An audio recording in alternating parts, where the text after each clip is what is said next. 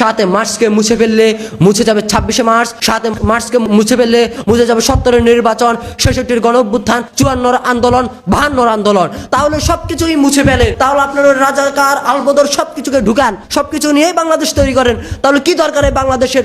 আবারও বলেন পাকিস্তান জিন্দাবাদ, আবারও বলেন সবকিছু পাকিস্তানের পক্ষে স্লোগান হোক, এত লীলে খেলার তো দরকার নাই। এই বাংলার মানুষের, এই বাংলার চেতনায়, 71-এর চেতনাকে নিয়ে এত খেলার তো দরকার নাই। সংবিধান থেকে একবার বাদ করে দেন, একবার রাজাকারদের সংবিধান ঢুকাতে চান, জুলাইয়ের সংবিধান ঢুকাতে চান। কিসের সংবিধান এগুলো? 71-এর সংবিধান ছিল, 71-এর সংবিধান থাকবে। 71 মুক্তিযুদ্ধের পক্ষের সংবিধান, 71 স্বাধীনতার সংবিধান।